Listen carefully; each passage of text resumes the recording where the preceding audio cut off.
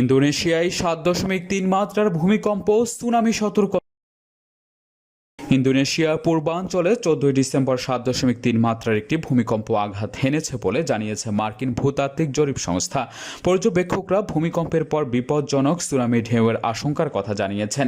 USGS জানিয়েছে ভূমিকম্পটির উৎপত্তিস্থল ছিল মৌমেরে শহর থেকে প্রায় 100 কিলোমিটার উত্তরে, মাটির 18.5 কিলোমিটার অভ্যন্তরে।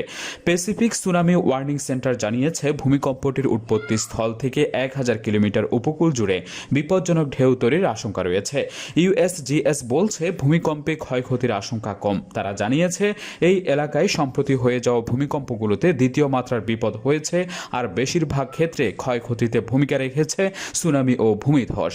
প্রশান্ত মহাসাগরের রিং অব ফায়ার এলাকায় অবস্থিত হওয়ায় ইন্দোনেশিয়া প্রায় ভূমিকম্প ও আগ্নেয়গিরির অগ্নুৎপাত প্রত্যক্ষ করে। 2004 সালে সুমাত্রা উপকূলে 9.1 মাত্রার এক ভূমিকম্প ও এরপরের সুনামিতে এই অঞ্চল জুড়ে 2,20,000 মানুষের মৃত্যু হয়। এর মধ্যে ইন্দোনেশিয়ায় মারা যায় 1,70,000 মানুষ। বিনোদন দুনিয়ার নিত্য নতুন আপডেট পেতে CNBD টিভির সাথে থাকুন। চ্যানেলটি সাবস্ক্রাইব করে পাশের বেল আইকনটি ক্লিক করুন।